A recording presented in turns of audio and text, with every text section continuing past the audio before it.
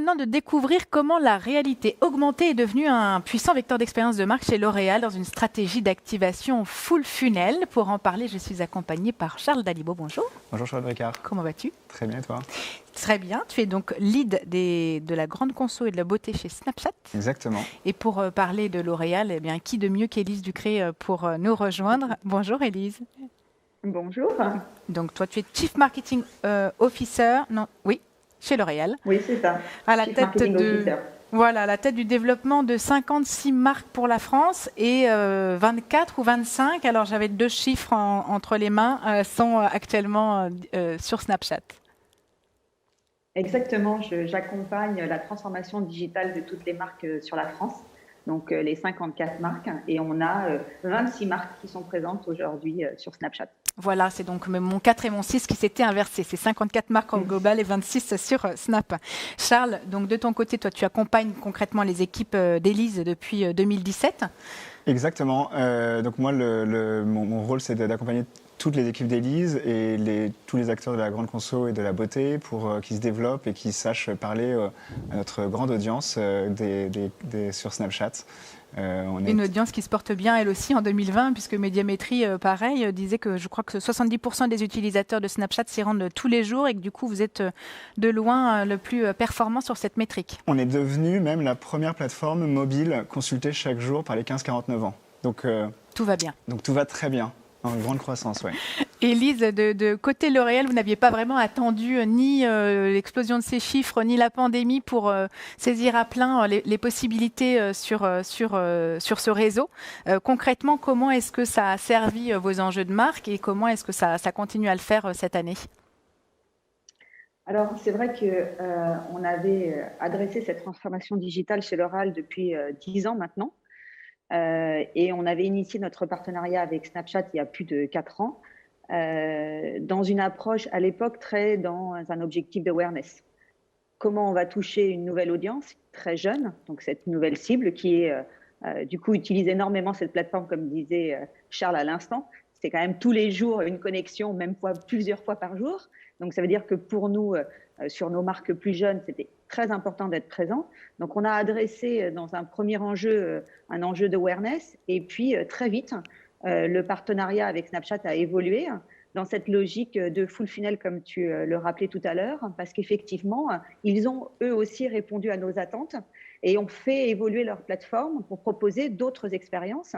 Donc on a travaillé avec eux sur ces dernières années sur tout ce qui est expérience de marque, engagement, réalité augmentée et virtuelle, qui sont quand même les nouvelles tendances aujourd'hui en matière du digital. Et plus récemment, on travaille ce qu'on appelle le bas du funnel, c'est-à-dire la conversion.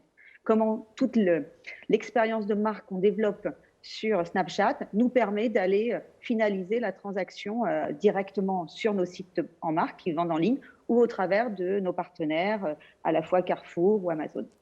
Le tout pour, j'imagine, remplir l'objectif de 2022 pour le e-commerce de L'Oréal?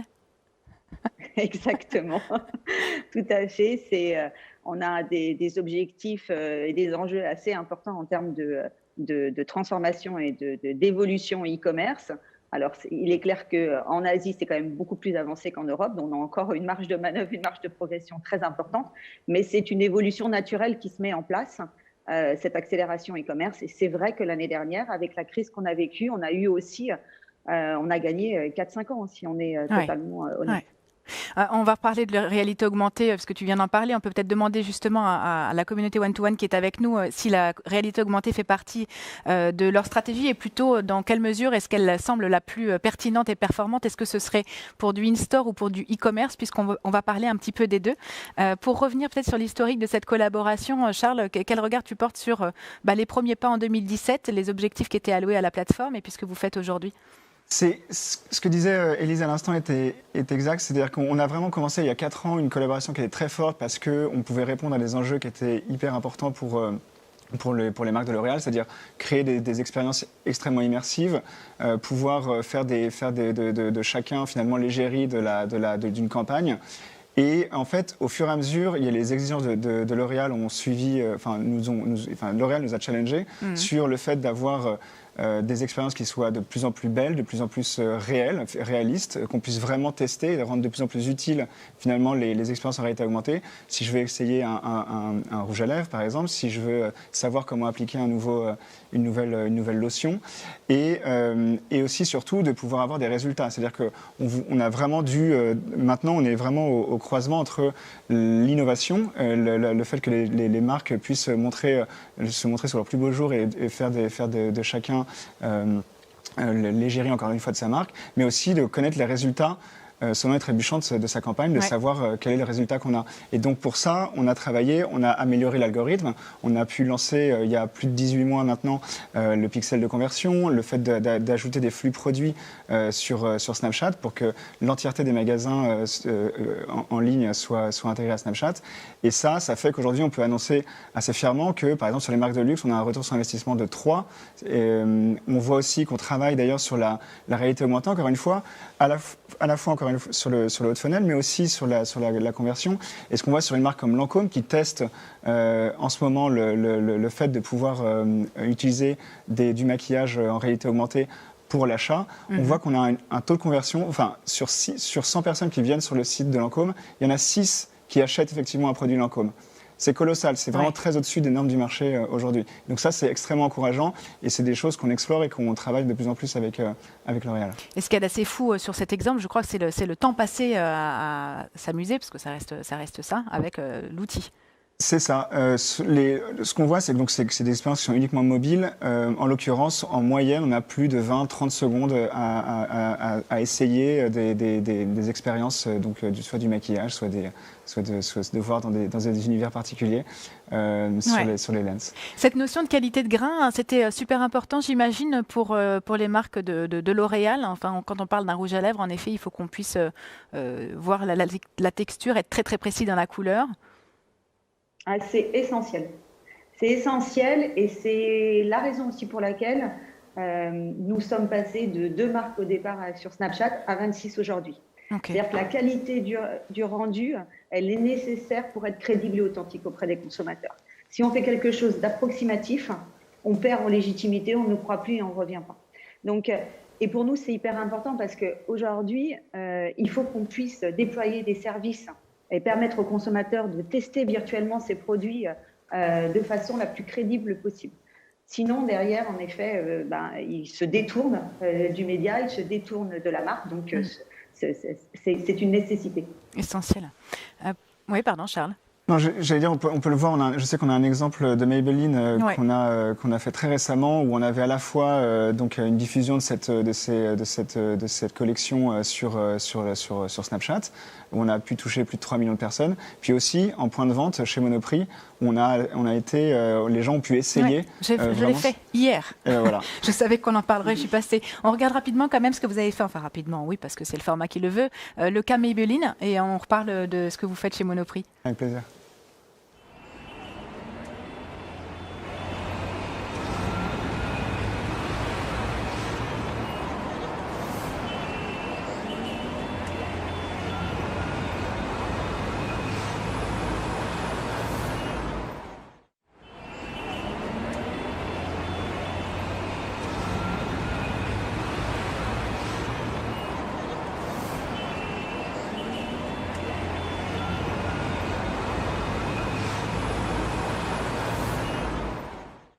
Vous connaissez le cas par cœur tous les deux?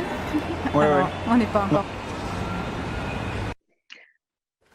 C'est Maybelline. Alors moi, je n'ai pas parlé pendant la présentation de la vidéo parce que je ne savais pas si je pouvais décrire ce cas. Mais effectivement, ce cas, il est hyper intéressant parce que vous avez vu toutes les actions qu'elle fait. C'est-à-dire qu'elle va aller montrer justement la couleur de sa peau pour que le produit qu'on va lui proposer derrière pour l'essayer et l'appliquer soit exactement de la même couleur, de la même nuance ici. Donc c'est très très important. Et ensuite, on voit bien que les gestes applicatifs sont aussi des usages pour expliquer aux consommateurs comment ils doivent l'essayer. Et moi, ce que j'aime dans ce cas, c'est qu'on n'oppose plus le on et le off. Et je pense que ça, c'est très très important aussi à avoir en tête, c'est qu'aujourd'hui, il faut travailler une expérience de marque on et off combinés. Il y a encore quelques années, on opposait le online et le offline. Aujourd'hui, c'est plus ça. La vie dans laquelle on vit, c'est on va en magasin. En plus, avec la crise qu'on vit et le Covid, on ne peut plus nécessairement tester les produits. Donc, le fait de mettre un snapcode dans les points de vente Monoprix et de pouvoir tester virtuellement, tiens, voilà ce que ça va rendre sur moi si je le prends, si cette couleur-là ou plutôt cette couleur-là.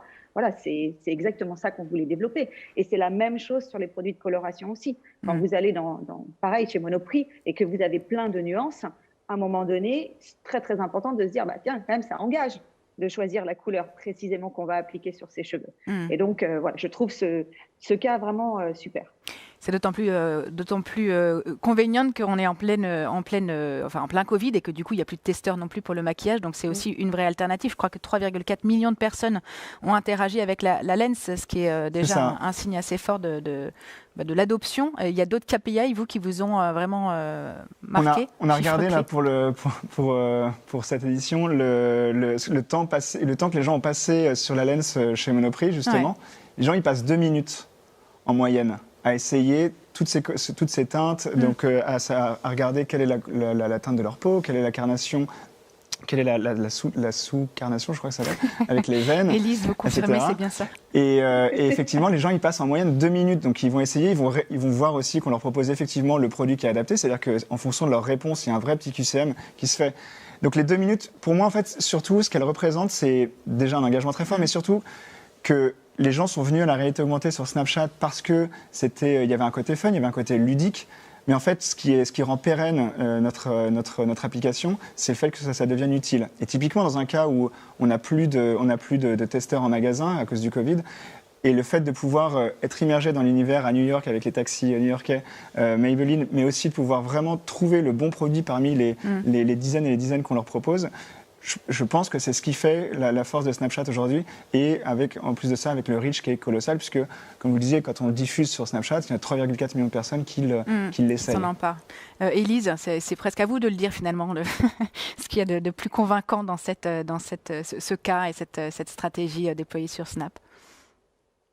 Tout à fait, mais Charles parle très bien de nos produits, il les connaît très bien maintenant. Je crois qu'on travaille depuis longtemps ensemble, donc c'est devenu un expert de la beauté. Non, ce qui est intéressant dans ce cas-là, c'est que l'interactivité, elle est là. L'immersion, comme il le disait, elle est là. Et donc l'engagement avec la marque se fait. C'est-à-dire que derrière, on est convaincu et on va acheter. Donc, et moi, ce que j'aime aussi, c'est qu'on a déployé Snapchat sur le point de vente physique. Et ça, objectivement, c'est quand même une grande avancée, parce que l'expérience de la beauté, elle ne peut pas être que digitale dans l'univers réalité augmentée ou virtuelle. Elle doit aussi adresser tout le monde offline. Et je trouve que ça, c'est... Voilà. OK. Belle expérience. Merci Élise. Pour en revenir au online, pour le coup, au e-commerce, au niveau des activations purement e-commerce dont on a commencé à parler tout à l'heure, est-ce que vous êtes satisfait de ce que vous êtes en train de mettre en place, parce que c'est assez récent aussi chez Snapchat? Oui, ça reprend ce que je disais au début, c'est-à-dire que c'est très récent. On a déployé extrêmement vite des solutions là-dessus qui répondaient justement aux exigences de L'Oréal, encore une fois. Maintenant, on a un algorithme qui est extrêmement fort, qui optimise la diffusion des publicités pour les gens qui sont sur lesquels on a des signaux les plus forts pour l'envie d'acheter. Ouais. Ce qui nous donne donc le résultat que je vous donnais tout à l'heure, c'est-à-dire qu'on a un retour sur investissement de 3 sur les marques de luxe depuis qu'on a lancé ça. On peut voir, je crois qu'on a un cas aussi avec toutes les marques, une partie des marques qui font du e-commerce avec nous. Aujourd'hui, on a Lancôme, on a Yves Saint Laurent, on a L'Oréal Paris. On a 15 marques aujourd'hui de L'Oréal qui activent et qui utilisent notre plateforme pour le e-commerce. Et donc, toutes ces marques sont rentables aujourd'hui sur Snapchat.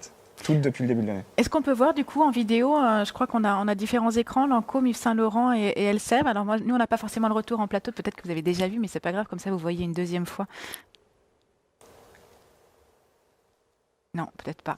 En attendant, je regarde si voilà, c'est ça. Ça c'est pour le futur. Non, ça c'est celle d'après. Vous êtes trop en avance sur nous. Non, mais et donc sur le e-commerce, c'est une part extrêmement importante. Si je prends juste un peu de recul, au-delà de L'Oréal, il y a un chiffre qui est intéressant, c'est qu'aujourd'hui, 50% des campagnes qui sont faites sur Snapchat dans le monde sont des campagnes de performance, de e-commerce. Donc en 18 mois, imaginez-vous, en 18 mois, on a lancé un outil qui était fait pour que les marques puissent trouver une rentabilité, pour pouvoir voir les résultats immédiatement. Et en 18 mois, la moitié de nos revenus désormais sont liés à des campagnes qui sont de e-commerce. Donc c'est considérable. Ouais. Et c'est ce qui prouve aussi que ça fonctionne. C'est-à-dire que les gens dépensent de l'argent quand ils en retrouvent en retour, et on voit que là, c'est le cas. Élise, vous n'avez pas fini de dépenser. Non, ce n'est que le début. Mais si je peux revenir sur ce que vient de dire Charles, il y a 2 ans, c'est vrai qu'on s'est rencontrés avec leurs équipes américaines. Et à ce moment-là, on a eu une réunion en leur disant, voilà, nous, l'avenir du e-commerce, il va passer par le social commerce. On est convaincus de ça. Et donc, votre plateforme, c'est devenu une plateforme en termes de trafic et d'utilisation consommateur qui est extrêmement performante, dans laquelle, comme je disais tout à l'heure, nos expériences de marque sont vraiment incroyables et vraiment extrêmement bien réussies. Et c'est très, très important aussi, l'image de nos marques. Donc, on les a effectivement à ce moment-là un peu challengés en disant, on a besoin de vous pour aussi adresser ce sujet de cette accélération e-commerce au travers de cette plateforme. Et comme vient de le souligner Charles, ils ont fait évoluer leur plateforme pour répondre à ces enjeux-là. Et objectivement, on était les premiers très surpris par la vitesse à laquelle ils ont accompli ça. Et aujourd'hui, en effet, on diffuse nos marques et on diffuse nos marques qui vendent en direct et en indirect. Et c'est aussi ça qui est important. C'est cette expérience on-off. On contribue aussi à adresser du business de façon plus large. Tu as commencé à en parler, le on, l'off, l'hybridation, tout ça, et on a vu quelques déjà images de la boutique Nix. Peut-être qu'on peut regarder la vidéo et en reparler, puisque c'était venu comme un teaser. Donc là, on est... Charles, tu veux en parler ? Oui, c'est une expérience qui a été donc menée aux États-Unis. Là, ça reprend ce que vous disiez à l'instant, Élise, sur le social commerce. On est totalement immergé dans une boutique Nix qui est totalement interactive, puisqu'on peut déjà être immergé dans l'univers, puis ensuite aller taper sur son écran sur les différents endroits pour voir en grand les produits qui correspondent à chacun, et ensuite être évidemment redirigé vers le magasin en ligne. Donc ce qu'on sait, c'est que de toutes les manières, le e-commerce de manière générale est en train de grossir, c'est de façon exponentielle. La brique qui manquait entre la vidéo aspirationnelle pour dire qu'un nouveau produit existait, qu'il était extrêmement efficace, et le moment de l'achat, ce qui manquait, c'était cette expérience en réalité augmentée qui permettait d'essayer ou alors d'être immergé beaucoup plus personnellement dans un univers. Et c'est ce qu'on accomplit déjà aujourd'hui, mais c'est sur quoi on travaille de plus en plus.